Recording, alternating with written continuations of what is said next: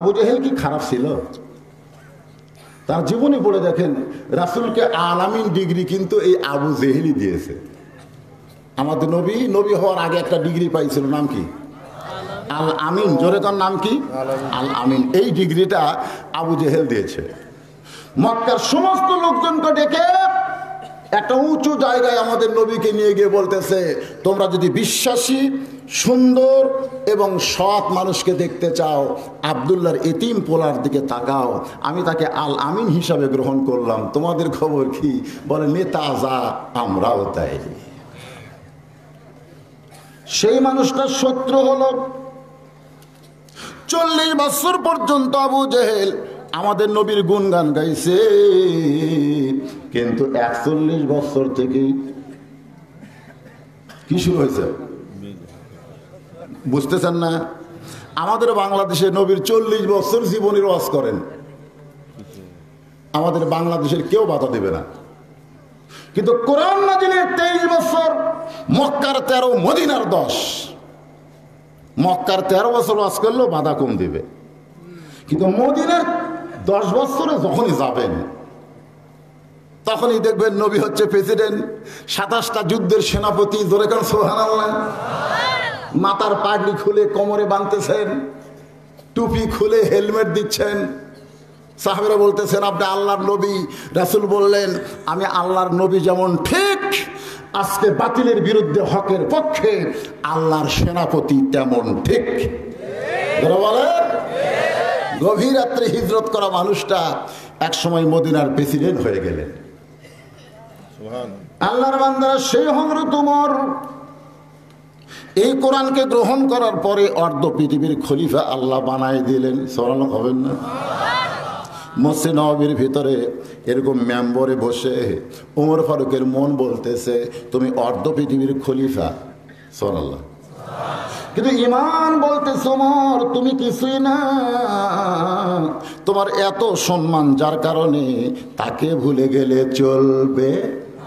এই যে মন আর ঈমান, আপনাদের মন কি কয়, ঈমান কি কয়? বক্তার দিকে খেয়াল করেন, একটু আমার দিকে তাকায় কিছুক্ষণ ওয়াজ শোনেন।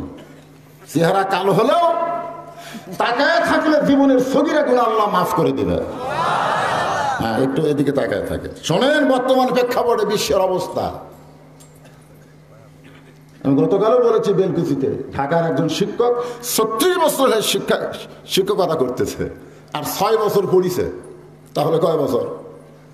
40 বছর, 42 বছর, 34 আর 6, 40 বছর। উনি বলতেছেন, 40 বছরের অভিজ্ঞতা আমি দেখতেছি ঢাকা ভার্সিটি আস্তে আস্তে মাদ্রাসা হয়ে যাচ্ছে। উনি বোঝাচ্ছেন যে মাদ্রাসার শিক্ষা কোনো শিক্ষাই না, শিক্ষা হচ্ছে জেনারেল শিক্ষা। আজকে কোরআনের মাহফিলে এসে এই কোরআনী শিক্ষাকে ডাইভার্ট করে কোন শিক্ষা গ্রহণ করা মুসলমানের ঠিক নয়। ঠিক? আসেন সেই কোরআন থেকে ইন্না লিল্লাহর কথা বলবো। তো মন বলতেছে আর ঈমান বলতেছে, ওমর ফারুক নিজের হাতে নিজের গালে আবার চড়াই। মন কেন এই কথা বললো? অর্ধ পৃথিবীর প্রেসিডেন্ট, আমি তো কিছুই না। এমন সময় ওসমান গনি বলতেছে, আমির আল মুমিনিন, আপনি কি পাগল হয়ে গেলেন? নিজের গালে নিজে কেন চড় মারতেছেন? ওমর ফারুক বল, ওসমান, একদিন আমি খালার বাড়িতে রাখালি করতাম। খালার বাড়িতে কি করতাম? রাখালি করতাম। বিকেলবেলা ফেরত আসলে খালা আমার কান ধরে বলতো, ওমর কয়টা ছাগল নিয়ে গেলে আর কয়টা ফেরত আনলে? আমি ছাগলগুলোর দিকে 2-3টা কম, আমি আবার দৌড় দিতাম। ওই ছাগলগুলো করে করে আমার খালার কাছে জমা দিলে খালা মাথার চুল ধরে বলতো, ওমর যেই ভুল আজকে করেছো, এই ভুল যদি আগামীকাল করো তোমার রাখালির চাকরি কিন্তু ক্যান্সেল হয়ে যাবে। আমি খালার পা ধরে বলতাম, খালা আমার রাখালির চাকরি ক্যান্সেল হলে আমি ওমর থাকবো কোথায়, খাবো কি? যে ওমর রাখালির চাকরির জন্য খালার পা ধরে কেঁদেছে, আজকে সেই ওমরকে আল্লাহ অর্ধ পৃথিবীর খলিফা বানাইছে। এটা ওমরের যোগ্যতায় নয়, এটা কেবলমাত্র আল্লাহর কোরআনের ওসিলা। কিছুই কয় না। এই কোরআনের পক্ষে কি কিছু বলার আপনাকে মুখ নাই? না মুখ বন্ধ হয়ে গেল? হায় হায় হায় হায়। এর আগে কি আমরা দেখিনি? দ্রব্যমূল্য বাড়লেই জনগণ বিক্ষোভ করতো, আন্দোলন করতো, কথা ঠিক কিনা? এখন মুকুট কে কুলুপ মেরে দিছে, আর কথা কন না কেন? কিসের ভয়? এই মুসলমান কিসের ভয়? বেঁচে থাকবে, থাকেন বেঁচে, ইমান থাকবে না। ইমানকে ধারণ করতে গেলে মুসলমান কোনোদিনও মরবে না। ধরে কোন কথা ঠিক কিনা? কোরআনের ওয়াজ শুনবেন, আর কোরআনের কি বক্তব্য দিলাম, মুখ দিয়ে কিছুই বের হয় না। আমি যেই বলবো আল কোরআনের আল হো, আপনার তখন বলবেন কি ঘরে ঘরে? ঘরে ঘরে বলার দরকার নাই, সব জায়গায় জালো, সব জায়গা। আপনার কি মনে করছেন কোরআন খালি ঘরে ঘরে না সব জায়গায়? এমনকি পতিতালয়েও কোরআনের দরকার আছে না? আমি একবার উপজেলা চেয়ারম্যানে দাঁড়াবার চাইছিলাম, তো আমার এলাকার জনগণ কয় নাউজুবিল্লাহ হুজুর, খবরদার ওই খারাপ জায়গাতে আপনি যাবেন না। আপনার ভোট আছে আমরা জানি, কিন্তু চেয়ারম্যান হয়ে যে জায়গা যাবেন জায়গাটা খারাপ। আমি কইলাম পাগল, তোমাকে মাথা খারাপ। আসলে জায়গা খারাপ না, আমরা খারাপ মানুষকে ওই জায়গায় পাঠাই বলে ওই ভালো জায়গাটা ওরা খারাপ করে ফেলে দিয়েছে। কথা ঠিক কি না? এখনই তুমি ভালো মানুষকে ওই জায়গা পাঠাও, ওই জায়গার খারাপ থাকবে না। আমার কথা কি বুঝলেন? এরকম আমরা বলি না সৎ লোকের আল্লাহর কোরআনের আইন চাই, সৎ লোকের শাসন চাই। ওমর ফারুক অর্ধ পৃথিবীর খলিফা, আল্লাহর কোরআনকে নিজের চোখে আপনারা শুনতে আইছেন। আপনারা কি করবার আইছেন? শোনার জন্য আইছেন। বদরুশিদ কি ওয়াজ করে? বদরুশিদ ওয়াজ করতে হাসায় কান্দায়, মেয়ে মানুষের পর্দার ওয়াজ করে, মা ফাতেমার ওয়াজ করে। আজকে শুনে আসি কি ওয়াজ করে, শুধু শোনার জন্য আপনারা আইছেন। কিন্তু কোরআন শুধু শুনলে হবে না, বাস্তব জীবনে আল্লাহর কোরআনকে দেখা লাগবে। ধরে কোন ঠিক কি না? ওমর ফারুক আল্লাহর কোরআনকে দেখার জন্যে ছদ্মবেশে মদিনার অলি গলি ঘুরতেছেন, ছদ্মবেশ ধারণ করেছেন। যেই কোরআন আমাকে রাখাল থেকে অর্ধ পৃথিবীর খলিফা বানাই দিল, সেই কোরআনটা কেমন একটু দেখার দরকার আছে না নাই? দরকার আছে না নাই? আপনারা কি দেখবেন? দেখবেন না খালি শুনবেন? কথা কয় না, দেখবেন না শুনবেন? কারণ শোনা কথা খুব একটা বিশ্বাস নেই। কেউ যদি আপনাকে বলে বগুড়াতে এক মানুষ মারা 6 টুকরা করছে, আপনি যদি বলেন তুই কি শুনছিস না দেখছিস? আমি তো শুনলাম ভাই, সংস্কৃত বাজারে শুনলাম। এই পাগলা, শোনা কথার দাম আছে। আর যদি বলে আমি দেখছি, তাহলে সবাই বলে ঠিক আছে, দেখে আসছে যখন ঠিক আছে। তো আপনারা সারা জীবন কোরআন শুনলেন, আজকে একটু দেখবেন। রাত অনেক হয়ে গেছে, একটু দেখেন আল্লাহর কোরআন আসলেই কি গরিবদের কিতাব? আল্লাহর কোরআন কি গরিব নাকি? যে কোরআনের মাদ্রাসা দাখিল থেকে ইবতিদায়ী হয়, সেই কোরআন আমাদের একটু দেখার চেষ্টা করার দরকার আছে না? না হয় ওমর ফারুক অর্ধ পৃথিবীর খলিফা হয়ে সেই কোরআনকে দেখার জন্য ছদ্মবেশ ধারণ করেছেন। 2 পাহাড়ের মাঝখানে বিস্তীর্ণ মরুভূমি, ওই মরুভূমির মধ্যে একজন রাখাল উট আর দুম্বা চড়াই। ওমর ফারুক আল্লাহর কোরআনকে দেখার জন্য রাখালকে সালাম দিলেন, আসসালামু আলাইকুম রাখাল ভাই, আমার পেটে ক্ষুধা লাগছে, আমি উটের 1 পেলে দুধ চাই। রাখাল মুচকি মুচকি হাসে। ওমর ফারুক বলে রাখাল হাসো কেন? বলে হাসার কারণ হলো তোমার পরিচয় কি, তোমার নাম কি, তোমার পরিচয় কি? ওমর ফারুক চিন্তায় পড়ে গেলেন, আমি ছদ্মবেশ ধারণ করেছি, এখন যদি আমার পরিচয় দেই তাহলে আল্লাহর কোরআনকে কেমনে দেখব? ওমর ফারুক এই চিন্তা যখন করতেছে, তখন কোরআন সামনে এসে বলে, ওমর রাখাল যখন তোমার পরিচয় চাইছে, তুমি আসল পরিচয় দাও। তোমার আসল পরিচয় অর্ধ পৃথিবীর খলিফা এটাও নয়, তোমার আসল পরিচয় তুমি ওমর এটাও নয়, তোমার আসল পরিচয় হলো মিল্লাতা আবিকুম ইব্রাহিম হুয়া সাম্মাকুমুল মুসলিমিন। কারা কারা আল্লাহু আকবার বলেননি? এই আয়াত শোনার পরে আল্লাহু আকবার মুখ যদি না আসে, মরার সময় আপনার মুখে কলমা উচ্চারণ হবে না। আপনি যতই মুসলমান নাম নিয়ে থাকেন, মরার সময় আপনি অন্য কিছু বলতে বলতে মরবেন। অথচ আল্লাহ রাসূল বলেছেন, সারা জীবন কোনো ব্যক্তি যদি পাপ করে আর মৃত্যুর সময় কলমা উচ্চারণ করে যদি মারা যায়, এক কলেমা পড়ার কারণে 8টা জান্নাতের দরজা আল্লাহ খুলে দিবেন। তো আপনারা কি চাবেন না মরার সময় মুখে কলমা আসুক? এটাকে আপনারা চাবেন না? আল্লাহ বলতেছেন তোমাদের জাতির পিতা, আল্লাহ বলতেছেন, বজলুল রশিদ বলতেছে না। বজলুল রশিদ বলতেছে মিল্লাতা আবিকুম ইব্রাহিম, তোমাদের জাতির পিতা ইব্রাহিম, হুয়া সাম্মা কুমুল মুসলিমিন, তোমাদের নাম রেখেছে মুসলমান। তাহলে আমাদের নাম কি? কবেন না জোর, আমার কথা কি সবাই শুনতে পাচ্ছেন? তাহলে যেই বলবো তোমাদের নাম কি, আপনার জবান খুলে বলবেন মুসলমান। আমাদের নাম কি? আরো জোরে জোরতে বলেন। ওমর ফারুক বলে, রাখাল আমার পরিচয় যখন শুনতে চাও, আমার নাম হলো মুসলমান। রাখাল মুস্কি মুস্কি হাসে। ওমর ফারুক বলে, হাসো কেন? রাখাল বলতে, হাসার কারণ হলো আসল না নকল? তুমি যে মুসলমান পরিচয় দিলে, তুমি আসল মুসলমান না ভেজাল মুসলমান? ওমর ফারুক বলে, রাখাল মুসলমান তো মুসলমান, এর মধ্যে ওর আসল নকল কি? রাখাল বলতেছে, আসল মুসলমান যারা হবে তারা চাওয়ার ব্যাপারে সতর্ক থাকবে, দরকার হলে তারা ফাঁসির মঞ্চে যাবে, কিন্তু রাষ্ট্রপতির কাছে বাঁচার দরখাস্ত লিখবে না। আসল মুসলমান যারা হবে তারা চাওয়ার ব্যাপারে সতর্ক থাকবে, যাত্রার কাছে চাবে। আর ভেজাল মুসলমান, আমার দয়াল বাবার দরবারেতে কেউ ফিরে না। এই বেলকুচির পাশেতে নাই, তোর আছে না নাই? মুসলমান মরছেন, দয়াল বাবার দরবারেতে কেউ ফিরে না খালি হাতে, ও মুশরিক হয়ে গেছে। ধরে কোন কথা ঠিক কি না? এইটাই পাল্টান। সুর আপনি ঠিকই রাখেন, কিন্তু বাবার জায়গাত আল্লাহ ঢুকেন। আমার দয়ার আল্লাহর দরবারেতে, সবাই বলেন একই সুর না? সুর একই না?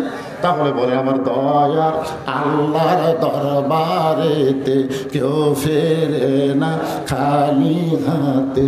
আল্লাহ আল্লাহ আল্লাহ আল্লাহ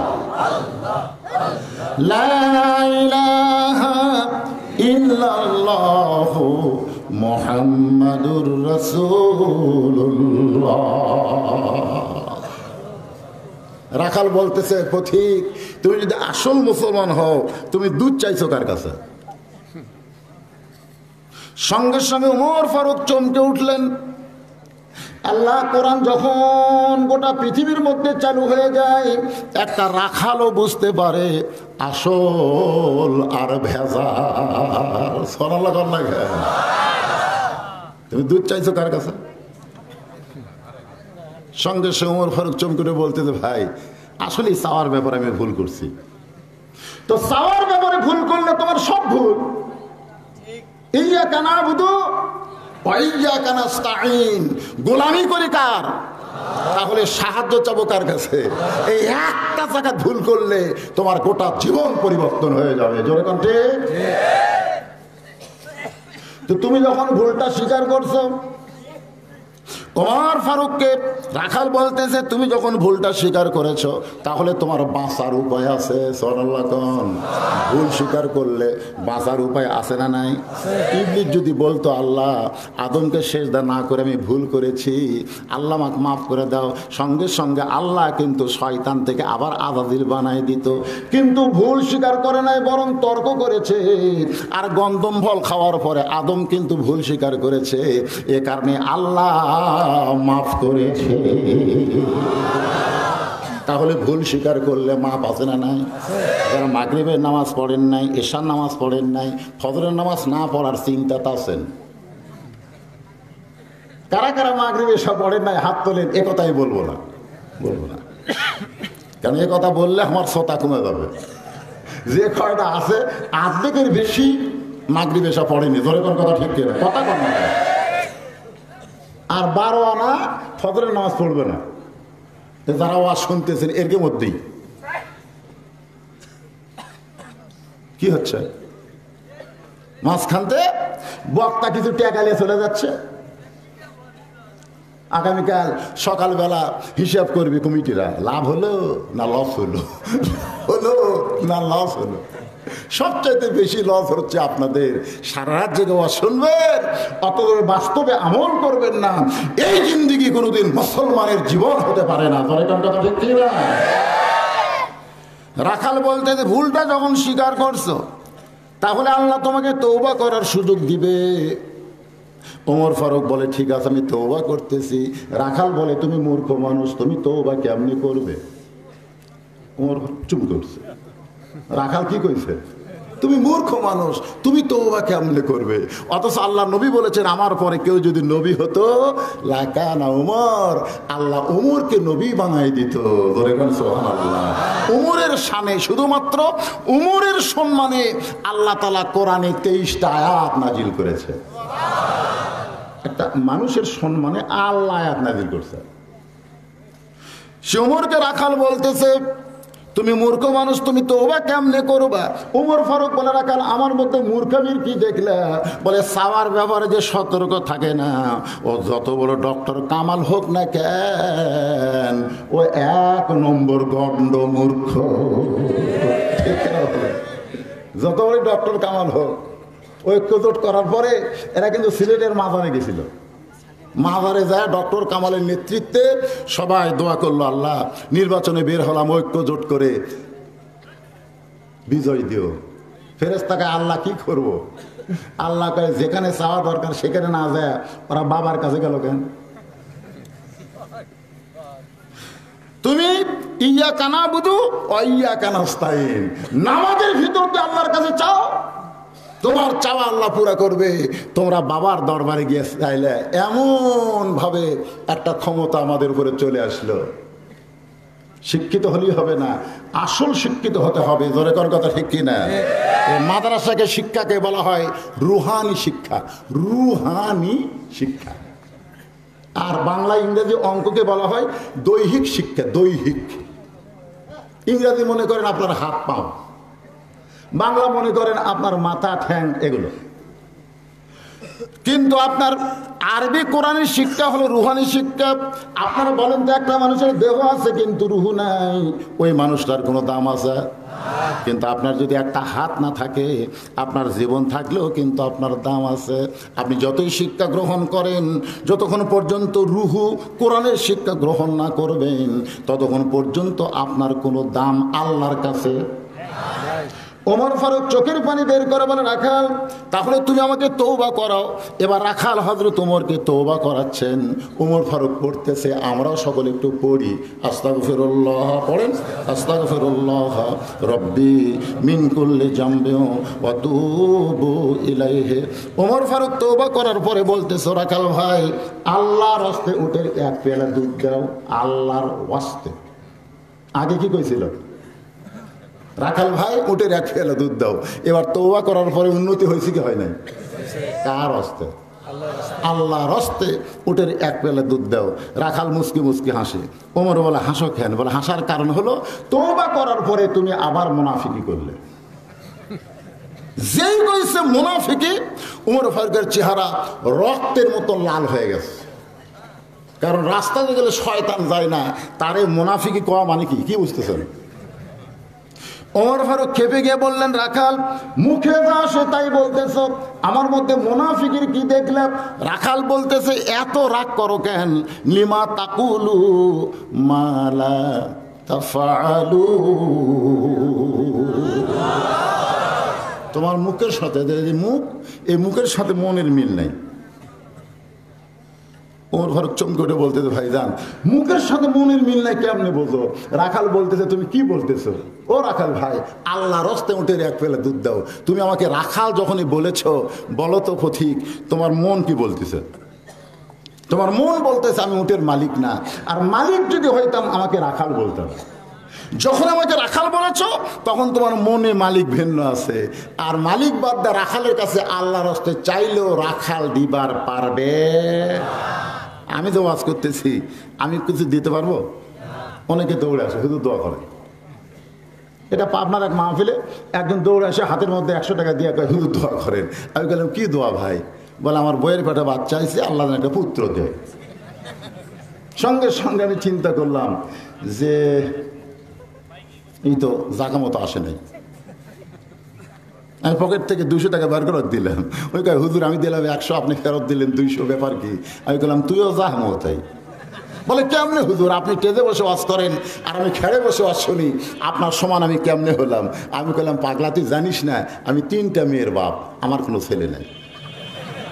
আমার বইয়ের পেটে যতবার বাচ্চা চাইছে প্রত্যেকবারে দোয়া করছে আল্লাহ একটা পুত্র দাও। তা আমার দোয়া দিয়ে আমার বইয়ের দায় পুত্র হয়নি, তোর বইয়েরটা হবে? তবে হুজুর তাহলে আপনি টাকা আপনি নেন, আমারটা আমার দেন। ওরে যেই দেশে ওই টাকা নিয়ে দৌড় মারতেছে, পিছন দিক থেকে খপ করে ধরে বললাম কোথায় যাস? বলে যেই হুজুরের বেটা ছেলে আছে সেই হুজুরকে 100 টাকা দিয়ে দোয়া দেবো। আমি কইলাম কোনো হুজুরের কাছে যাওয়া লাগবে না, কোনো পীরের কাছে যাওয়া লাগবে না, কোনো মাজারে কোনো বাবার কাছে যাওয়ার দরকার নাই। মুসলমান চাবে কেবলমাত্র এক জায়গায়, তিনি হলেন আমাদের আল্লাহ। জোরে বলেন তিনি কে? রাখাল বলে পথিক সত্যি যদি আল্লাহর হস্তে তুমি উটের 1 পেলা দুধ চাও, এখান থেকে 10 মাইল দূরে মালিকের বাড়ি, সেই মালিকের বাড়ির দরজাত গিয়ে বলো মালিক তোমার রাখাল উট আর দুম্বা চড়াই। তুমি মালিক হুকুম দিলে রাখাল উটের 1 পেলা দুধ আল্লাহর হস্তে দিবে। ওমর ফারুক বলে রাখাল ভাই অত দূর কষ্ট করে যাওয়ার দরকার আমার নাই, বরং তোমাকে 2টা টাকা দিলাম, এই 2টা টাকার বিনিময়ে তুমি উটের 1 পেলা দুধ দাও। রাখাল মুস্কি মুস্কি হাসে। ওমর ফারুক বলে হাসো কেন? বলে হাসার কারণ হলো তুমি হযরত উমরকে চিনো। হাসার কারণ হলো তুমি হযরত উমরকে চিনো। যখন কোরআন দিয়ে রাষ্ট্র চালায় উমরের গুপ্ত বাহিনী যখন দূর থেকে দেখতে পাবে, আর রাশিয়াল মুরতাশি কেলাহুমা ফিন্নাহার, তুমি আমার 2 টাকা ঘুষ দিছো আর মালিক বাদ দিয়ে তোমাকে মুটের 1 পেলা দুধ দিছি, তোমাকেও ধরবে আমাকেও ধরবে, এই বয়সে তুমি ধরা খাবা? ওমর ফারুক বলে রাখাল ভাই ধরা খাওয়ার দরকার নাই, চলো আমরা গোপন গুহায়, যেখানে তোমার 2টা টাকা দিব, তুমি গোপনে উঠে 1 পেলা দুধ দিবে, তাহলে ওমরের গুপ্ত বাহিনীও ধরতে পারবে না, তোমার মালিকও জানতে পারবে না। চলো আমরা গুহার মধ্যে যাই। ওমর ফারুকের দিকে তাকায় রাখাল বলতেছে তুমি ভণ্ড, তুমি ভণ্ড, তুমি ভণ্ড। ওমর ফারুক বলে রাখাল আমার মধ্যে ভণ্ডামের কি দেখলাম? রাখাল বলতেছে গুহার মধ্যে গেলে ওমরের গুপ্ত বাহিনী দেখতে পাবে না, আমার মালিক জানতে পারবে না, কিন্তু রাখালের আল্লাহ সব দেখতে পায়। কে দেখে? আরো জোরে জোরসে বলো। দাদা ভোট দিবার আইছে, ছেলেরা বলতেছে দাদা বুড়া মানুষ আপনি কেন ভোট দিবার আইছেন? তো আমার ভোট আমরা দিয়ে দিছি তো। দাদা যখন চলে যাচ্ছে পিছন দিক থেকে লাতিরা কয় দাদা দাদিকেও যেন আসতে বলেন না, দাদিকেও যেন আসতে বলেন না, ওটাও দিছি। তো দাদি না মরছে রে 3 বছর আগে, বর্তমানে মরাগুলাও চলতেছে, অসুবিধা নেই। কেন যারটা তার তো দেওয়া লাগতেছে না, একজন সমানে মারতেছে, দরজা জানলা বন্ধ করে কেউ দেখতেছে না, কথা দেখতে না, কেউ দেখতেছে না। তোমার 2 কান্দে 2 মোহরি লেখিতেছেন ডায়েরি, সবাই বলেন 2 কান্দে 2 মোহরি লেখিতেছেন ডায়েরি, দলিল দেখে রায় দিবে, টাকা পয়সার নাই কারবার, আছেন আমার মুক্তার, আছেন আমার ব্যারিস্টার, শেষ বিচারে হাইকোর্টেতে তিনি আমায় করবেন পার। সবাই বলেন মনের ঘরে তালা দিয়া চাবি নিয়ে আসেন সাই, আমি অধম সাধ্য কি তার, হুকুম ছাড়া বাইরে যাই, হুকুম ছাড়া বাইরে যাই। মনুরে সেই দিনে সে স্টেশনে থাকবে নানান প্যাসেঞ্জার, সেই দিনে সে স্টেশনে থাকবে নানান প্যাসেঞ্জার, দ্রুত জানে পার হবে সে, টিকিট কাটায় আসে যার, পারাপারে থাকলে তারা সঙ্গে নিয়েও গাড়ি ভাড়া, জবাবদিহি করতে হবে ধরলে টিকিট কন্ট্রাক্টর। খালি ঠিক না আল্লাহু আকবার। গানটার অর্থ বুঝেছে? হ্যাঁ, খালি সমানে মারতেছে আর কেউ দেখতেছে না, বকতেছে।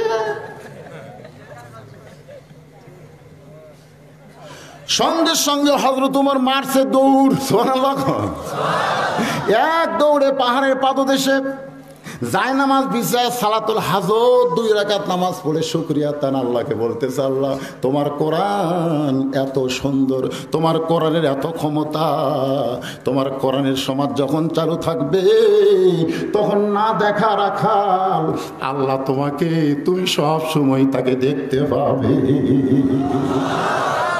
না দেখা আল্লাহকে কি বিশ্বাস যে কেউ না দেখলেও, যখন কেউ না দেখলেও তোমার কোরআনের এত শক্তি। সেই আরশ আজিমের আল্লাহকে সব জায়গায় নিয়ে আইছে, এত শক্তি আছে কার? এই কোরআনের। আজকে আমি রাখাল তো দেখলাম না, আল্লাহ রাখালের ভিতরে তোমার কোরআন দেখতে পেলাম। ওমর ফারুক আল্লাহর কাছে কাঁদতেছে, আল্লাহর কাছে শুকরিয়া তার কান্না। এটা কিন্তু সব কান্না দুঃখের না, এটা হলো আনন্দের কান্না। আর বর্তমানে আমরা যেটা কান্দি এটা হলো কষ্টের কান্না। ধরে কোন কথা ঠিক কিনা? এমন সময় রাখাল পিছনে এসে বলতেছে, পথিক কান্দা লাভ নেই, কান্দা লাভ নাই, যতই কান্দ উটের দুধ আমি তোমাকে দিবার পারলাম না। ওমর ফারুক বলে, পথিক ভাই, রাখাল ভাই, তোমার কাছে উটের কোনো দুধের দরকার আমার নেই, আমি শুধু তোমার কাছে জানতে চাই, তুমি না দেখা আল্লাহকে কলিজার মধ্যে জায়গা দিয়া তুমি যে সব আল্লাহ দেখতে পাই এই বিশ্বাসে চলতেছো, এর বিনিময়ে তোমার চাহিদা কি? এর বিনিময়ে তোমার চাহিদা কি? জয়পুরহাট থেকে একজন মুয়াজ্জিন আমাকে, মসজিদের মুয়াজ্জিন আমাকে মোবাইল করে বলতেছে, হুজুর আপনি কেমন আছেন? বর্তমান যে পরিবেশ চলতেছে এই পরিবেশে আপনি কেমন আছেন? তা আমি বললাম আলহামদুলিল্লাহ। আমি মুয়াজ্জিনকে বললাম, বাবা তুমি কেমন আছো? কয় নাউজুবিল্লাহ। আমি বললাম নাউজুবিল্লাহ কেন? বলে হুজুর আযান হচ্ছে, আকামত হচ্ছে, কিন্তু ইমাম নাই। আমি বললাম ইমাম নাই কেন? বলে ইমামকে পুলিশ খুঁজতেছে, আজ কয়েকদিন হলে ইমাম গা ঢাকা দিছে, আমরা ইমাম পাচ্ছি না। তা আমি কইলাম ইমামকে পুলিশ কেন খুঁজতেছে? ইমামকে পুলিশ খোঁজার কারণ কি মুয়াজ্জিন বলতেছে আমি জানি না। আমি কইলাম তুমি মুয়াজ্জিন আর ইমামকে পুলিশ খোঁজে তুমি জানো না, তাহলে তোমার আজানের কোনো বরকত হবে না। জানতে হবে ইমামকে পুলিশ কেন খুঁজতেছে। ও কয়েকদিন পরে মোবাইল করে বলতেছে, হুজুর ইমামের মারাত্মক দোষ আছে, সেই দোষে পুলিশ তাকে খুঁজতেছে। আমি বলি ইমামের সেই মারাত্মক দোষটা কি? বলে মারাত্মক দোষ হলো মসজিদ শুধু আল্লাহর এই বিশ্বাস ইমাম করে না, ইমাম বিশ্বাস করে গোটা বাংলাদেশও আল্লাহর।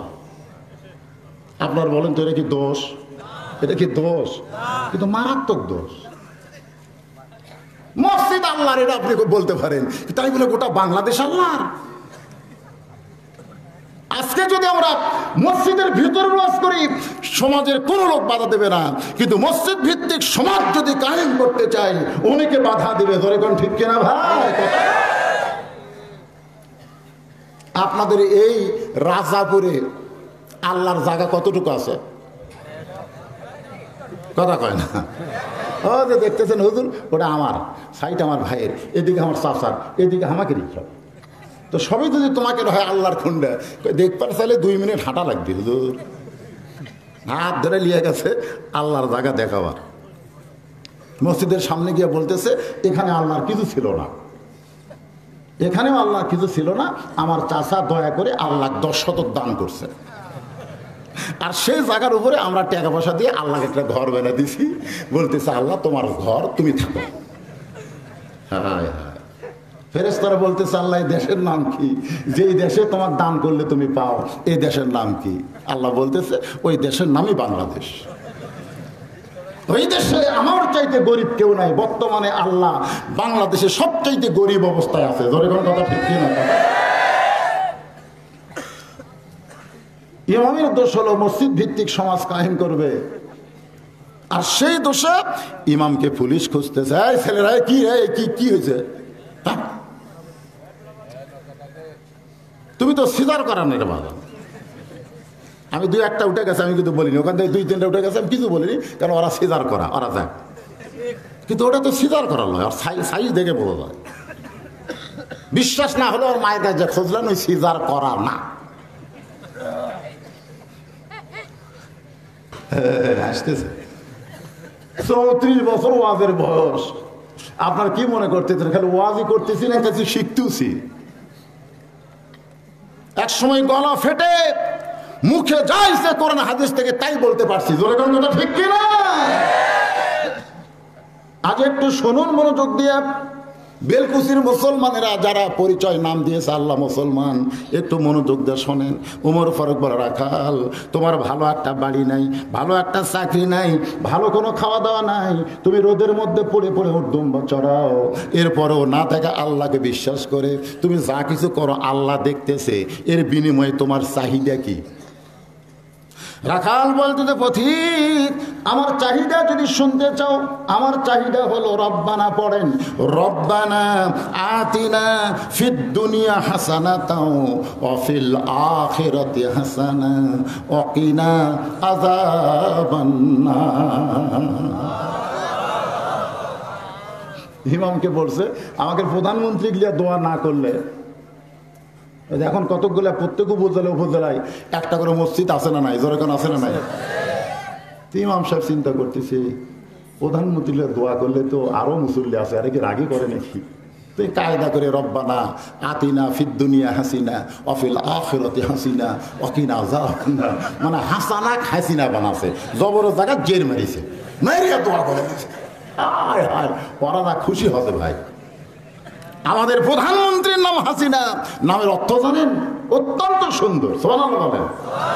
হাসানা, হাসান, হোসাইন, হাসিনা এগুলোর অর্থ একই হবে, মুজাক্কার আর মুন্নাস। রাখাল সঙ্গে সঙ্গে বলতেছে আমার চাহিদা হলো রব্বানা আতিনা ফিদ দুনিয়া হাসানাতাও ওয়া ফিল আখিরাতি হাসানা ওয়া কিনা আযাবান নার। ওমর ফারুক বলতেছে, রাখাল তোমার চাহিদা শুনবার চাইলাম আর তুমি কোরআনের আয়াত শুনাইয়া দিলে। রাখাল বলতেছে তুমি আসলেই মূর্খ। ওমর ফারুককে বলতেছে তুমি আসলেই মূর্খ। এই আয়াত দিয়ে আমি কি চাহিদা বললাম তুমি বুঝতে পারলে না? ওমর ফারুক বলল আমার একটু বুঝাই দাও ভাই। বলে আমার চাহিদা হলো দুইটা। এক নম্বর চাহিদা হলো যে হযরত উমর আল্লাহর কোরআন দিয়ে রাষ্ট্র চালায়, সে উমরকে যদি একটা নজর দেখতে পাইতাম তাহলে দুনিয়ার চাহিদা আল্লাহ আমার পুরা করতো। সুবহানাল্লাহ বলেন। আমার এক নম্বর চাহিদা হলো হযরত উমরকে এক নজর দেখা। আমি একজন রাখাল হয়ে হযরত উমরের সামনে জীবনে যাওয়ার পারি নাই। আমার মনে বড় আশা হযরত উমরকে যদি একটা নজর দেখতে পাই, এই জন্যই দেখতে চাই, এই জন্যই উমরকে দেখতে চাই, কারণ উমর আল্লাহর কোরআন দিয়া রাষ্ট্র চালায়।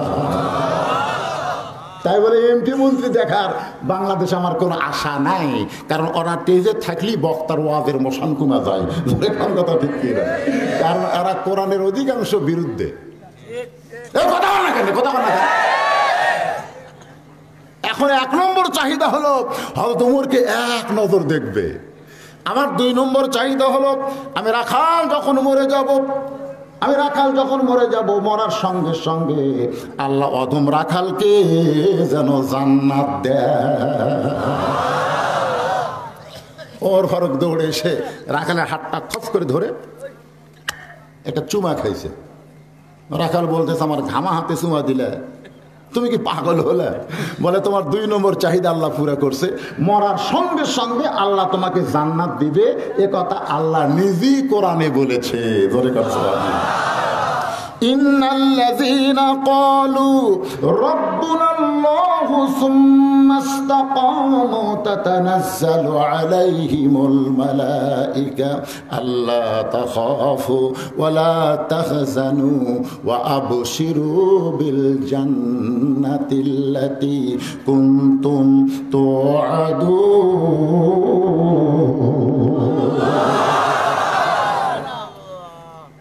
রাখাল মুচকি মুচকি হাসতেছে। উমর ফারুক হাসো কেন? বলে হাসার কারণ হলো তুমি খুব চালাক। এতক্ষণ মনে করছিলাম তুমি মূর্খ, কিন্তু এখন দেখতেছি তুমি খুব চালাক। মরার পর আমি জান্নাত পাবো এই বাকি কথা তুমি বলে দিলে, কিন্তু হযরত উমরকে এক নজর দেখতে পাবো এই কথা বলতে তোমার কোন জায়গার বাজে? সুবহানাল্লাহ না কেন? মরার পরে আমি জান্নাতে যাব, এ কথা সবাই বলতে পারবে যে আমার আগে যে বেলাল ওয়াজ করে গেল জান্নাত দিল না, পাইকারি হারে দিল কি দিল না? এখন টাকা দিল 500, বেস্ট দিয়ে দিছে, 14 গোষ্ঠী দিয়ে দিছে, 1000 টাকা দিল তকবির মারে, ওর দাদা নানা যা আছে সব। তো ওটা তো বাকি রে, এই বাকির দোয়া সবাই বলতে পারে, মরে গেলে আমি রাখাল জান্নাতে যাব, এই দোয়া তো সবাই বলতে পারে, কিন্তু বেঁচে থাকতে উমরকে এক নজর দেখতে পাবো, এই লগত কথা বলতে তোমার কোন জাকাত বাঁচা? ওমর চমকে গেছে। ওমর ফারুক চমকে দেওয়ার কারণ হলো, আমি যে ওমর এই কথা রাখালকে কেমনে বলবো? যে রাখাল আমাকে তওবা পড়াইছে, যে রাখাল আমারে মুনাফিক কইছে, যে রাখাল আমাকে ভণ্ড ভণ্ড কইছে, এখন যদি বলি আমি ওমর, বলাও সারা, রাখাল হার্ট ফেল করে মরাও সারা। যদি বলে আমি ওমর, একবারে হার্ট ফেল, বোঝেন হার্ট ফেল। এখন একটাই রোগ আছে, বাংলাদেশের সরকার করোনা নিয়ে চিন্তা করে, আরে করোনাটাও সুস্থ হয়, কিন্তু হার্ট ফেল। বর্তমানে যে বাজার চলতেছে, কামাই কম, যে হারে ব্যবসা বাণিজ্যে লস খাচ্ছে, অধিকাংশ হার্ট ফেল করে মরতেছে। যখন কথা ঠিক করে তার নাম দিছে স্ট্রোক করে মরা, স্ট্রোক। ভালো মানুষ সকালে দেখলাম, বিকালে বলতেছে মারা গেছে হুজুর। কি জন্য মরল?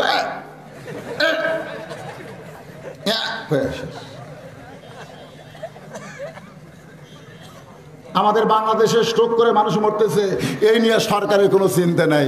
করোনা থেকে বাঁচার জন্য খুব চিন্তা, যেরকম ঠিক কিনা? কি আপনারা কি আমার কথা বুঝতেছেন না? একটু খেয়াল করেন। উমর ফারুক চিন্তায় পড়ে গেলেন, আমি যে উমর এই কথা রাখালকে কেমনে বলবো? যেই রাখাল আমাকে তওবা পড়াইছে, আমারে মুনাফিক কইছে, আমারে ভণ্ড কইছে। এমন সময় আল্লাহর কোরআন, সুবহানাল্লাহ, সব সমস্যার সমাধান। আমরা কোরআনের সাথে সম্পর্ক রাখি না বলে আমাদের সম্পর্ক হচ্ছে মরার পরে। আমার এলাকার 10 জন মুন্সি আছে, মানুষ মরলে ওরা কোনোদিন ইন্নালিল্লাহ পড়ে না, ওরা বলে আলহামদুলিল্লাহ। সে মুন্সির মধ্যে আমার এক দাদার ভাই ছিল, আমার চাচা তো দাদা। মানুষের মরার ভয়ে এখানে কি গল্প হয়? কি গল্প বাবা? হ্যাঁ,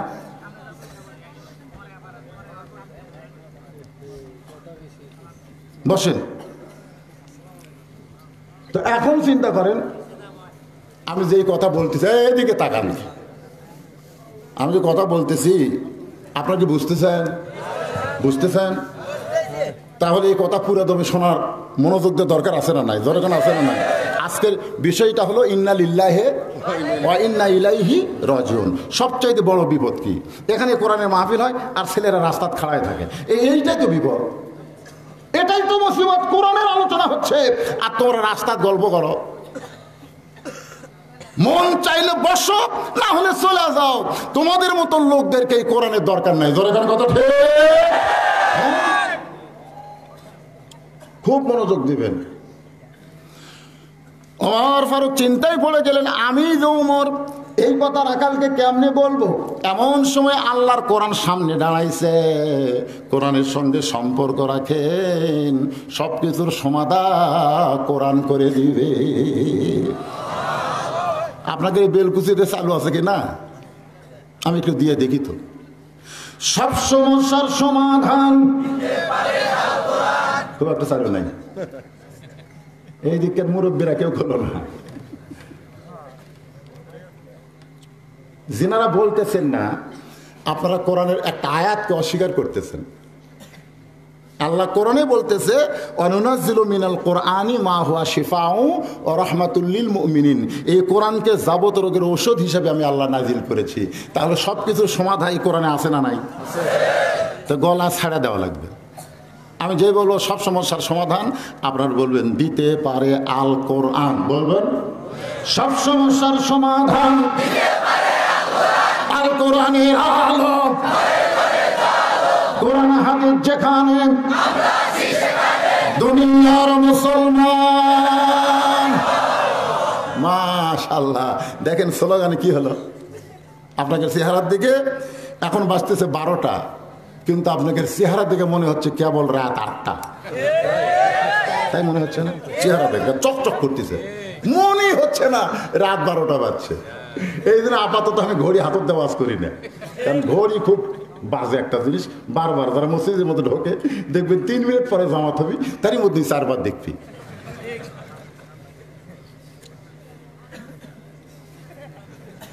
নিজেরটা দেখার পর ওর সন্দেহ হয়। পাশের জনক বলতেছে কয়টা বাজে ভাই? বলে আরো 2 মিনিট আছে। আজ ঘড়ি লড়তেছে না রে, আজ ঘড়ি লড়তেছে। কোরআনের মাহফিলে কিছু কিছু বক্তা আছে তারা ঘড়ি বান্ধে ওয়াজ করে, ধরে খাওয়ার কথা ঠিক কিনা, কারণ টাইমলি তারা নেমে যায়। কিন্তু আমি ইন্নালিল্লাহর ব্যাখ্যা না করে নামবো না। এতে যদি সভাপতিও যায় আমার কোনো আপত্তি নেই। কি দরকার আছে? আল্লাহর কোরআন সামনে এসে বলতেছে উদউ ইলা সাবিলি রাব্বিকা বিল হিকমাহ। যখন ডাইরেক্ট কোনো কথা বলা যাবে না, আল্লাহর কোরআন বলেছে তখন হিকমতের সাথে বলিও। একই মসজিদের মধ্যে আওয়ামী লীগ, বিএনপি, জাতীয় পার্টি, জামাত, তাবলিগ, পীর মুরিদি যারা নামাজ পড়ে তারা আছে না নাই? আছে না নাই? আল্লাহর হিকমতের মার কখন? আল্লাহ তোমাকে হিকমতের মার দিবে কখন? যখন কাতার সোজা হবে। যখন কাতার সোজা হচ্ছে তখন দেখবেন জামাত, বিএনপি, আওয়ামী লীগ সব এক কাতারে দাঁড়িয়ে যাচ্ছে। যদি জামাত 4 আঙ্গুল পিছনে যায়, আওয়ামী লীগ পিঠে হাত দেখায়, সামনে কাতার তোর চোখত পড়ে না ভাই, কাতার সোজা কর। আমি জামাত। তখন আওয়ামী লীগ কি কয়? কিসের জামাত? আওয়ামী লীগ বলতে যে কিসের আওয়ামী লীগ, কিসের জামাত, কিসের বিএনপি? বাইরে যে দল করি রে, আল্লাহর ঘরের মধ্যে চলবে না। আমরা সবাই ভাই ভাই, কোন দলাদলি না, এক কাতারে নামাজ পড়তে চাই।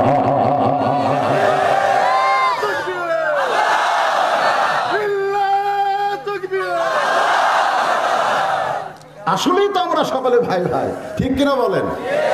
আমরা সবাই ভাই ভাই, বাইরে দলাদলি চলবে, কিন্তু কোরআনের মধ্যে কোনো দলাদলি, আল্লাহর মধ্যে কোনো দলাদলি, নবী রাসূলের মধ্যে কোনো দলাদলি, ঈমান ইসলামের মধ্যে কোনো দলাদলি। আমরা আওয়ামী লীগ, বিএনপি, জাতীয় পার্টি যে যা করতে পারি করি, কিন্তু আমার আল্লাহর বিরুদ্ধে, নবীর বিরুদ্ধে, কোরআনের বিরুদ্ধে যদি কেউ বলে, আমরা সকলে মিলেই তাকে ধরব, আমরা ছাড় দিব না। ধরে ঠিক কিনা? আল্লাহ নবীর কিছু বিরুদ্ধে বলে দেখো, দল করতে পারে, অসুবিধা নেই। কি বলতেছিলাম? আল্লাহর কোরআন বলে ওমর, ডাইরেক্ট যদি বলবার না পারো তাহলে অ্যাঙ্গেল করো, অ্যাঙ্গেল করো। আমাকেও বলে আল্লাহ, আমাকেও বলে বদল শীত, জায়গা বুঝা ওয়াজ কর। যেখানে ডাইরেক্ট বলা যাবে না সেখানে অ্যাঙ্গেলে মার দে, তারপরে ও হক কথা ছাড়া যাবে না। কি হক কথা বাদ দেওয়া যাবে? যদি বাদ দেন, জাহান্নামের কিসি দিয়ে আল্লাহ জিবা কাটবে, জিব্বা কাটবে। যে আমার কোরআন হক, এ কোরআনের এক নাম কি? হক। তাহলে আমার হককে তুই গোপন করলি কেন? ওমর ফারুক বললেন, রাকাল ভাই, সত্যি যদি ওমরকে দেখতে চাও তাহলে তোমাকে সামনে কাতারে নামাজ পড়া লাগবে। ফজরের নামাজ তোমাকে সামনে কাতারে আদায় করতে হবে। সামনে কাতারে যদি নামাজ পড়তে পারো, মেহরাবের মধ্যে যেই মানুষটাকে দেখবে ইমামতি করতেছে, তিনি হলেন হযরত ওমর। তার মানে বোঝা গেল, কোরআনের রাষ্ট্র যখন চালু হবে, প্রত্যেকটা উপজেলা চেয়ারম্যানকে উপজেলার যে মসজিদ প্রধানমন্ত্রী বানিয়ে দিয়েছে, ওই মসজিদের ইমাম হওয়া লাগবে। এটা কার? কে গল্প করে? মেয়েরা গল্প করতেছে নাকি? চিন্তা করেন, কোরআনের সমাজ এবং রাষ্ট্র যখন চালু হবে, তখন ইমাম মানে শুধু ভিতরের নেতা না, বাহিরের নেতা হওয়ার যোগ্যতা থাকা লাগবে। জোরেগণ কথা ঠিক না? এখন 2 দল, এক দল হচ্ছে বাইরের নেতা, এক দল হচ্ছে ভিতরের নেতা। আল্লাহ রাসূলকে কিন্তু আবু জেহেলই প্রস্তাব দিয়েছিল, তুমি ঘরের মধ্যে থাকো, তুমি ঘরের মধ্যে থাকো, তুমি কি চাবা? তুমি কোরআন পড়ো আর ঘরের মধ্যে থাকো, তুমি যা চাইবা বাদ থেকে তাই এনে তোমাকে দেব। আল্লাহ রাসূল বললেন, চাচা আপনারা যেটা দিবার পাবেন সেইটা তো দূরের কথা, যেটা কোনোদিনও দিবেন না, দিবার পারবেন না। এক হাতে চন্দ্র, এক হাতে সূর্য এনে দিলেও আল্লাহর কোরআন থেকে আমি এক ধাপ পিছনে যাব। চিন্তা করছেন? আমাদের নবী যে আল্লাহ নবী, এটা আবু জেহেল জানে তো। আবু জেহেল জানে, কিন্তু মানে না। মানলেই নেতৃত্ব ছেড়ে দেবে।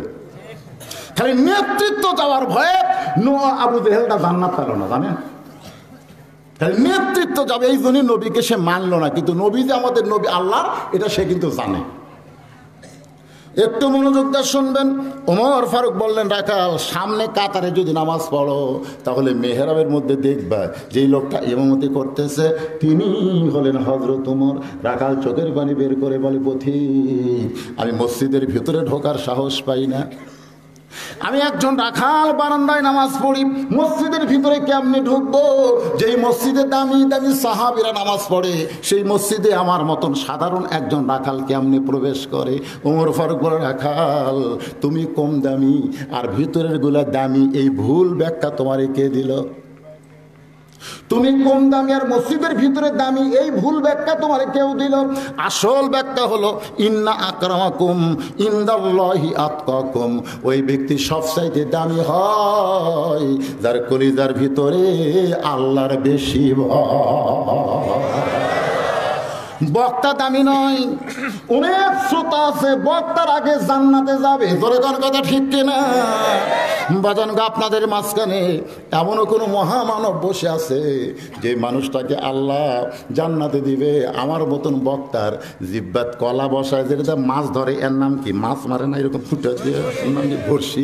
এই বড়শি লাগায় টাইনা টাইনা জাহান্নামে নিয়ে যাচ্ছে। মাথার টুপি, মুকুট, দাড়ি, এইরকমই পাঞ্জাবি। আপনারাই কবেন, আল্লাহ এই হুজুরের ওয়াজ শুনে আমরা আমল করে জান্নাতে যাচ্ছি, আর হুজুরের কি অবস্থা? আল্লাহ তখন বলবে, এই হুজুর হচ্ছে মুনাফিক হুজুর। এই মুখে বহু ভালো ভালো ওয়াজ করছে, আমল করেনি। লেমা তাকুলু মালা তাফালুন, এই যে বলেছে আমল করেনি, এই জন্যই তোমাকে আমি দেখাচ্ছি, দেখো হুজুরের অবস্থা কি। আপনারা তো মনে করতেছেন হুজুর খুব দামি রে, কিন্তু আল্লাহ দেখাচ্ছে হুজুর কি দেখ। তখন আপনারাই বলবেন, আল্লাহ যে হুজুরের ওয়াজ শুনে আমরা আমল করে জান্নাতে হলাম, সেই হুজুরকে কি জান্নাত দেওয়া যাবে না? আল্লাহ বলে, আমি দিতাম না, কিন্তু তোমাদের ওসিলায় হুজুরকে দিয়া দিলাম। সাল্লাল্লাহু আলাইহি খান তবে তাকু ইলাইহি ওসিলা। এই জন্য আল্লাহ বলেছে ওসিলা খোঁজ বলবি, তুই জান্নাতে যাবি। আপনাকে ওসিলাই যদি আল্লাহ আমাকে জান্নাত দেয়। আমি তো 34 বছর ওয়াজ করতেছি, তারপরেও আমাকে কোনোদিন আমার ইমান বলেনি যে ওয়াজের বিনিময়ে আল্লাহ তোমাকে জান্নাত দিবে। আমার আল্লাহ কোনোদিন আমাকে বলতেছে না, আমার বিবেকে সাই দেয় না। আমার 3টা মেয়ে আছে। কয়টা মেয়ে? তোর এখন কয়টা? আল্লাহ রাসূল বলেছেন, একটা মেয়ের বাপ জান্নাতি, 2টা মেয়ের বাপ জান্নাতি, আর 3টা মেয়ের বাপ হলে আমি নবীর সাথে জান্নাতি। এই হাদিসটা আমার পক্ষে পড়ে গেছে। পড়ার পরে মনে হচ্ছে আমার তো 3টা মেয়ের বাপ হচ্ছে, ঠিক মতো যদি বিয়ে দিবার না পারি তাহলে তো এই জায়গা ধরা খাচ্ছি। আল্লাহ রাসূল বলেছেন, কেউ যদি আল্লাহর একটা ঘর মসজিদ বানায় দেয়, আল্লাহ তাকে জান্নাতে একটা ঘর বানায় দিবে। আমি এককভাবে পৃথিবীর কারো কাছ থেকে 1টা টাকাও আমি নেইনি। একটা আল্লাহর ঘর মসজিদ আমি বানাইছি আপনাদের দোয়ায়। মসজিদ বানানোর সঙ্গে সঙ্গে আমার একদিন স্বপ্নে দেখলাম লা ইলাহা ইল্লাল্লাহ, লা ইলাহা ইল্লাল্লাহ। কে রে? পরের দিন এক হুজুরের কাছে বললাম, হুজুর এরকম স্বপ্ন কেন দেখলাম? বলে, আপনি খালি লা ইলাহা ইল্লাল্লাহ করছেন, মুহাম্মদ রাসূলুল্লাহ করেন নাই। সঙ্গে সঙ্গে 4-5 বছর ধরে টাকা জমায়ে আমি একটা নবীর ঘর মাদ্রাসা তৈরি করলাম। আল্লাহকে কম পরের বছর আমি গোটা কলেমা আমি আসমানি স্বপ্নে দেখলাম। যারা আমাকে দাওয়াত দিবার চান তারা নিজের চোখে জিনিসগুলো দেখে আসবেন। বদুশি টাকা নিয়ে যে কি করে, টাকা নিয়ে যে কি করে নিজের চোখে দেখবেন। এ শ্বাস চলে আবল তাবল আলেমের বিরুদ্ধে বলবেন না। ইন্নামা ইয়াখশাল্লাহ মিন ইবাদিহিল উলামা। আল্লাহ বলেছেন আমার বান্দাদের মধ্যে আলেম বান্দারাই আল্লাহকে সবচেয়ে বেশি ভয় করে। ধরে কথা ঠিক না? আসুন একটু মনোযোগ দেন। রাখাল বলতে, পথিক মসজিদের মধ্যে দামি দামি সাহাবী, আমি কেমনে যাই? এই জন্য আমি বারান্দায় নামাজ পড়ি। ওমর ফারুক বললেন, রাখাল ভাই ভিতরে কম দামি আর ভিতরে দামি আর তুমি কম দামি, এ কথা তোমার কে কইছে? যদি সত্যি হযরত ওমরকে দেখতে চাও তাহলে ফজরের নামাজ সামনে কাতারে আদায় করা লাগবে। ওমর ফারুকের দিকে তাকায় রাখাল বলতেছে, তাহলে আজকে এশার নামাজ পড়ে আমি আর বাড়ি যাচ্ছি না। এখানে কিন্তু মারাত্মক ফতোয়া আছে, খেয়াল করে। আজকে এশার নামাজ পড়ে আমি আর বাড়িতে যাচ্ছি না। ওমর ফারুক বললেন, তুমি বলো তো 3 ওয়াক্ত নামাজ তাড়াতাড়ি আর 2 ওয়াক্ত নামাজ লম্বা কেন? মানে আসর মাগরিব এশা এই 3 ওয়াক্ত কিন্তু 1 ওয়াক্ত শেষ হতে আর 1 ওয়াক্ত, জোরের কথা ঠিক কিনা? অনেক সময় আমাদেরও বিরক্ত লাগে, কি রে বারে এখন আসর নামাজ পড়ে 2 কাপ চা না খেতি আর মাগরিবের আজান দিল। এই মাগরিবের নামাজ ঠিক মতো আদায় না হইতে কিছুক্ষণ পরে এশার মারা দিছে। ওমর ফারুক বললেন, বলো তো রাখাল 3 ওয়াক্ত তাড়াতাড়ি হয়, কিছুক্ষণ পরপরই হয়, আর 2 ওয়াক্ত লম্বা কেন? এশা থেকে ফজর লম্বা সময়, ফজর থেকে জোহর লম্বা সময়, তুমি বলো তো এই 2 ওয়াক্ত লম্বা কেন? রাখাল বলতেছে, আমি তো জানি না ভাই। ওমর ফারুক বলতেছে, শোনো, ফজরের নামাজ পড়ে মানুষ দুনিয়ার কাজকাম করবে জোহর পর্যন্ত, এই জন্য আল্লাহ একটা লম্বা সময় দিছে। কেউ চাকরি করবে, কেউ ব্যবসা করবে, কেউ ক্ষেত খামারে কাজ করবে, এগুলা করতে গিয়ে কারো ব্রেনের ক্ষয় হবে, কারো শারীরিক ক্ষয় হবে, বহু ক্ষয়ে তার দেহটা অস্থির হয়ে যাবে। এই ক্ষয়টা পূরণ করার জন্যে এশা থেকে ফজর লম্বা সময় আল্লাহ দিলেন, ঘুম পাড়বে, কারণ ঘুম পারলে দিনের এই ক্ষয়টা আল্লাহ পুরো করে দেয়। যে তুমি যে কইলা এশা থেকে আমি ফজর ধরবো, ভালোই তো কইছো, ঠিক আছে, তো তোমাকে যদি ঘুম ধরে তাহলে কি করবা? রাখাল বলতে, ঘুম যদি ধরে তাহলে মসজিদের ভিতরে কোনো এক জায়গায় পারবো। যেই বলছে মসজিদের ভিতরে কোনো এক জায়গায় ঘুম পারবো, শোনেন, মসজিদের মধ্যে ঘুম পাড়া যাবে কিনা এরও ফতোয়া আছে না নাই? যেরকম আছে না আছে, কি অবস্থায় ঘুম পাড়া যাবে সেটার ফতোয়া আছে। জোহরের নামাজ হয়েছে, সব মুসল্লি চলে গেছে, ওরা 3 জন 4 ফ্যান দিয়ে গল্প করতেছে। মানুষ হলো 3 জন, ফ্যান ঘুরতেছে থাকবে। ফেরেশতাকে আল্লাহ, সবাই চলে গেল, এই 3 জন কি গল্প করে? এরা মসজিদ থেকে বের হয় না, গল্প করতেছে, সুতার দাম বেশি, রঙের দাম বেশি, কাপড় বেচতে গেলে লাভ হচ্ছে না, সব দ্রব্যমূল্যের দাম বেড়ে গেল, বাসের ভাড়া বাড়লো রে, কি করি রে, এই গল্পগুলোই করতেছে। ফেরেশতাকে আল্লাহ, সবাই গেছে, এরা 3 জন যায়নি, এর কি রেজাল্ট কি?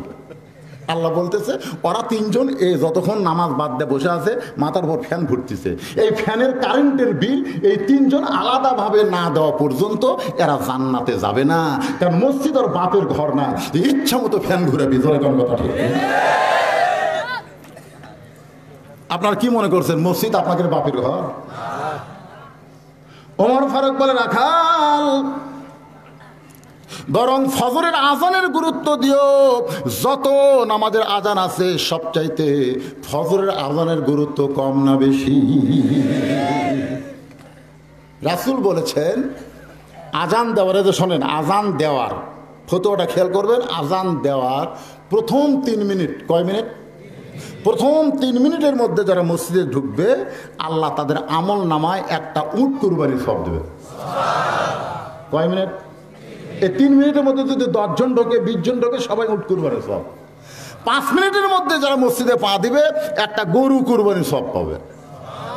10 মিনিটের মধ্যে যারা মসজিদে পা দিবে, তারা একটা ছাগল কুরবানির সওয়াব পাবে, দুম্বা কুরবানির সওয়াব পাবে। আর মুয়াজ্জিন যখন আকামত দিবে, এমন সময় যারা মসজিদে ঢুকবে, তারা কুরবানির সওয়াব পাবে না, একটা মুরগির ডিম অথবা মুরগি দান করার সওয়াব পাবে। তা আপনারা কি দান করারটার মধ্যে আছেন না কুরবানির মধ্যে আছেন? কোনটার মধ্যে আপনারা আছেন? কুরবানি। হ্যাঁ, কুরবানির মধ্যে থাকবেন। এতদিন রাখাল নামাজ পড়ছে বারান্দায়, আজকে পড়বে ভিতরের সামনে কাতারে, তাহলে ফজরের গুরুত্ব দেওয়ার দরকার আছে না না?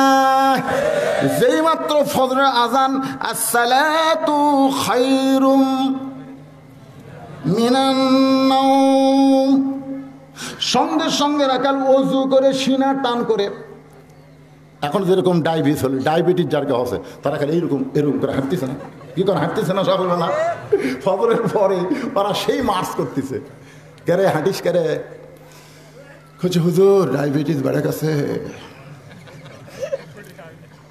5 ওয়াক্ত নামাজ এইরকম মিলিটারির মতন রেফ লাইট করে বাড়ি থেকে মসজিদে আসো, মসজিদ থেকে বাড়িতে যাও, ডায়াবেটিস তোমার কমে যাবে। জোরে কোন কথা ঠিক কিনা?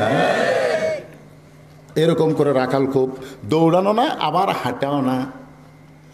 মসজিদ নববীর মধ্যে ঢুকবে, এতদিন বারান্দায় নামাজ পড়েছে, আজকে মসজিদের ভিতরে ঢুকবে। এখন মসজিদের ভিতরে ঢুকতে গেলে নিয়ম কি? সেদিন সাইদাবাদ আমি বলেছি, গতকালও বলেছি, আপনি যখনই ঢুকবেন তখন আপনাকে ডান পায়ে ঢোকা লাগবে। জোরে কোন পায়ে? আপনি যখনই ঢুকবেন কি পায়ে, যখন বের হবেন কি পায়ে, আপনি যতবার ঢুকবেন কি পায়ে, আপনি যতবার বের হবেন কোন পায়ে। এই পাওটা খেয়াল থবেন, বারে খালি নামতার মতন খালি ধারাপাত পড়েন না, খেয়াল থবেন, কোন জায়গায় খেয়াল থাকা লাগবে না। আপনি সংসদ ভবনে কোন পায়ে ঢুকবেন, কোন পায়ে বাড়াবেন, এই খেয়াল আপনার করা লাগবে না। গণভবন, বঙ্গভবন, কোন পায়ে ঢুকবেন, কোন পায়ে বাড়াবেন, আপনার কোনো খেয়াল নাই। কিন্তু আল্লাহর ঘরে ঢুকতে গেলে আপনাকে খেয়াল করে ঢুকতে হবে। ঠিক কিনা? ইচ্ছা মতো পা মারলে চলবে না তো, ওটি যায় ব্রেক দিবেন, একটু ব্রেক দিবেন। বারে বগুড়ার ভাষা বলতে অসুবিধা হচ্ছে, কারণ রাত 12টার পর মাঝে মধ্যে বগুড়ার ভাষা খাওয়া লাগবে। তো এখন মসজিদের মধ্যে রাখাল ঢুকছে কোনো দিন, ওই পড়ছে বারান্দায় নামাজ। রাখাল মসজিদের মধ্যে ঢুকতেছে ডান পায়ে, আর জবান খুলে দোয়া পড়তেছে, জবান খুলে, মুখ খুলে। ওই ছেলে বসে আছে, মুখত মাস্ক দিয়ে, কেবা এখন এখন করোনা আছে, তোর চেহারাটা দেখি বাজান কেঙ্কা লাগে, দেখি দেখি ফাইন তো চেহারা, এই দেখ কি রে, করোনা খালি দৌড়াচ্ছে, কার মুখত মাস্ক আছে। আপনি মাস্ক পরবেন, যখন রাস্তাতে হাঁটবেন না তখন মাস্ক পরবেন, কারণ ধুলাবালি আপনার চোখে মুখে এবং নাকের মধ্যে, মুখের মধ্যে যেন না ঢোকে। মোটর সাইকেল যায়, মানুষ চলাফেরা করতেছে, দূষিত ধুলাবালি আপনার মুখে যেন না ঢোকে, নাকে যেন না ঢোকে, সেজন্য মাস্ক পরবেন। কিন্তু কোরআনের মাহফিলে কি কেউ ঘোরাফেরা করতেছে? এটি কি ধুলাবালি আছে? এটা হলো জান্নাতের বাগান, রহমতের ফেরেশতা এখানে ঘোরাফেরা করতেছে। জাগা বুঝা মাস্ক পরবেন। কি বলে, আপনি যখন বাইরে যাবেন তখন মাস্ক পরবেন। আপনি ঘরের ভিতরে মাস্ক পরা লাগবে না, বাইরে পরা লাগবে। আপনি মসজিদের মধ্যে যখন ঢুকবেন তখন আর মাস্ক পরা লাগবে না। মসজিদ থেকে যখন বের হবেন তখন মাস্ক পরবেন, কারণ পৃথিবীর সবচাইতে দামি ঘর আপনার ঘর না, আল্লাহর ঘর। জোরে কোন কথা ঠিক কিনা? তো এখন মুখ খুলে আল্লাহুম্মা আফতাহলি আবওয়াব রাহমাতিক, রাখাল দোয়াটা পড়ে সামনে কাতারে যাওয়ার জন্য যখন রওনা দেয়, প্রত্যেকটা সাহাবী নড়ে সরে রাখালকে যাওয়ার রাস্তা করে দেয়। সুবহানাল্লাহ। রাখাল মনে মনে কয়, আল্লাহ এতদিন বাইরে থেকে ভাবলাম কি, আজকে ভিতরে ঢুকে দেখতেছি কি। একটা ভাবা আর একটা দেখা। সারা জীবন ভাবছে বাদশাহ শাহজাহান, সারা জীবন কি ভাবছে, জোরে খান কি ভাবছে, বাদশাহ শাহজাহান। কিন্তু আসরের নামাজের পরে বাদশাহ শাহজাহানের কাছে যা শুনে প্রধানমন্ত্রী বলতেছে ওই ঘরের মধ্যে আসা। তো ফকির এখন সে ঘরের কাছে যায়, দেখে দরজা বন্ধ করে গোটা ঘরে একজন মানুষ জানলার পাল্লা দিয়ে তাকায় দেখে, এভাবে দুই হাত তুলে বলতেছে, ও বাদশাহ, বাদশাহ তোমার দরবারে আমি ফকির, আমি ফকির, আমি ফকির। দু চোখ দিয়ে দর দর করে পানি পড়তেছে। ফকির চিল্লায় বলে আসলাম বাদশার কাছে। আয়সা থেকে বাদশাহ নিজেই ফকির হয়ে কান্দে। এটা বাইরে থাকলে বোঝা যাবে না, এটা ভিতরে ঢুকলে বোঝা যায়। এতদিন তো দরবারে মসজিদে ঢোকে নাই, আজকে জানলা দিয়া দেখে, কার কাছে ভিক্ষা করে যাচ্ছি রে, ই তো নিজেই ফকির রে। সোনাল্লাহ কবেন না, ফকির খুব তাড়াতাড়ি বের হয়ে যাচ্ছে। না না না না, ই তো বাদশাহ, উইও যা হামও তাই, উইও যা হামও তাই। নিজের চোখে দেখছে, দেখার পরে ইমান বাড়ছে না কমছে? আপনি যখন নিজের চোখে দেখবেন, তাবারাকাল্লাযী বিয়াদিহিল মুলক ওয়া হুয়া আলা কুল্লি শাইইন কদির, এটা নিজের চোখে যখন দেখবেন তখন আপনার বিশ্বাস হবে কেউ বাদশা না, কেউ প্রধানমন্ত্রী না, বাদশা হলেন আমার আল্লাহ। জোরে কোন কথা ঠিক? এটা আপনি নিজের চোখে দেখছেন। তো দারোয়ান বলতেছে, বাবা বাদশার কাছে গেছিলেন, দেখা পাচ্ছেন? এমনি তো ফকির ভিক্ষা পায়নি, ওর একটা রাগ আছেই। আবার বলতেছে বাদশার কাছে গেছিলেন, বাদশার দেখা পাচ্ছেন? ফকিরের তাওয়াজ্জুহ, জোরে কোন কি একবারে, মানে আল্লাহর ইমান ভিতরে ঢুকলে যা হয়। চিল্লা বলে, রে দারোয়ানের বাচ্চা, দরজা পাহারা দিয়া খাস, ভিতরের খবর জানিস না, তোরা যাকে বাদশা বাদশা বলে পূজা করতেছিস, আমি নিজের চোখে দেখলাম আমার দলে, নিজের চোখে দেখলাম রে। দারোয়ান ডাকতেছে, আরো দারোয়ান আয় আয়। এই দরজা পাহারা দেয় কোনো লাভ নাই। এই কোন সময় দিয়ে মৌলবাদী ঢুকছে, যখন কি বাদী মৌলবাদী ঢুকছে, মৌলবাদী যারা মূলের উপর বিশ্বাসী, যখন সুবহানাল্লাহ। আমরা যাকে বাদশা কয়, এই বেড়া তাক ফকির কয়। আয় সব দারোয়ান, কেউ লাত্তি মারে, কেউ ঘুষি মারে, ফকির কয় আরো মার, আরো মার। দারোয়ানকে কেড়ে আমরা মারি, ই কয় আরো মার। মারতে মারতে আমার সাইজ কর। আমার মধ্যে ভেজাল ঢুকছিল, এই ভেজাল বার করবার গেলে অ্যাসিড লাগবে, দরকার লাগবে কে লাগবে না। সোনা সবচাইতে দামি, মুসলমান সবচাইতে দামি। আমাদের মধ্যে ভেজাল ঢুকছে, সোনার মধ্যে ভেজাল ঢুকছে। এখন স্বর্ণকারকে বলতেছে, স্বর্ণকার ভাই আমি আসল সোনা চাই, এই ভেজাল মুক্ত সোনা মাক করে দাও। তো স্বর্ণকার বলতেছে তাহলে বসো। সোনা যে অ্যাসিডের মধ্যে দিয়েছে, সোনা কান্দের বলতেছে, ও স্বর্ণকার আমার গরম লাগতেছে, আমার তাপ লাগতেছে, আমার পুড়াচ্ছ কেন? স্বর্ণকার বলতে ধৈর্য ধর, তো পিওর করতেছি, পিওর পিওর। অ্যাসিডের বাপেরও ক্ষমতা নাই তোকে পোড়াতে পারে। তোর মধ্যে যে ভেজাল আছে, এই ভেজাল পোড়া পর্যন্ত তোকে একটু অ্যাসিডের তাপ সহ্য করা লাগবে। দরকার কথা ঠিক চিল্লি করিস না। সোনা ধৈর্য ধরেছে, ইন্নাল্লাহ সাবিরিন, আসল হয়ে গেছে। এবার পিওর সোনা লিয়ে বলতেছে, ভাই পিওর সোনা নিয়ে যাবেন? কোথায় সোনার দলালে আমি কি করবো? তখন নিচে একটা লোহার পাত, উপরে হাতুড়ি দিয়ে সোনার উপর আবার পিটানো শুরু করেছে। সোনা কান্দার বলে, ও স্বর্ণকার আমার পিটাও কেন ভাই, আমারে কেন রিমান্ডে নিছো, আমারে কেন মারতেছ, আমার কি কষ্ট হয় না?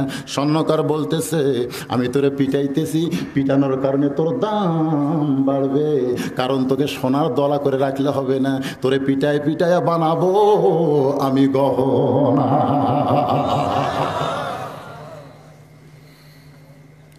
বাদশাহ শাহজাহান আসরের নামাজ পড়ে বের হয়ে বলে, এ দারোয়ানেরা কারে মারতেছ, কেন মারতেছ? বলে আমরা খালি মারতেছি, আপনি শুনলে তো মারাই ফেলবেন। বাদশাহ শাহজাহান বলে কি হয়েছে? বলে এই বেটা বলতেছে আপনি নাকি ফকির হয়ে গেছেন। ইও যা আপনিও তাই।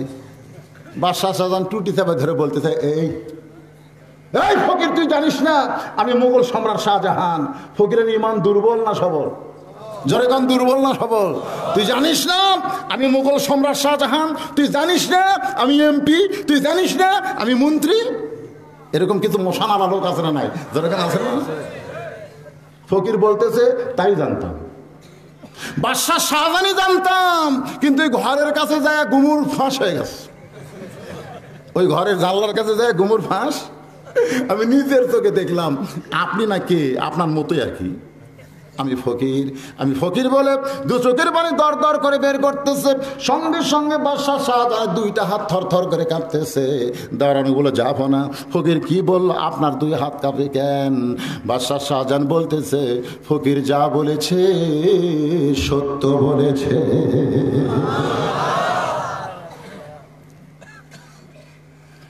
কিন্তু আমি মুনাফিক। বাদশাহ শাহজাহান বলতেছে, কিন্তু আমি মুনাফিক। আল্লাহর ঘরে যতক্ষণ ফকির সাজি ততক্ষণ আল্লাহর ঘর থেকে বের হলে বাদশা হয়ে যায়। আমাদের মধ্যে কিছু মুনাফিক আছে, মসজিদের মধ্যে যতক্ষণ আল্লাহওয়ালা ততক্ষণ, কোরআনের মাহফিলে যতক্ষণ আল্লাহওয়ালা ততক্ষণ। করে কোন কথা ঠিক?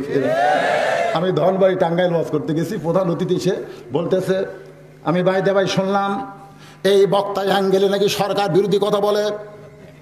আজকে আমি বক্তাকে অনুরোধ করব, শুধু নামাজ নামাজ নামাজ নামাজ ছাড়া কোনো ওয়াজ যেন না হয়। তো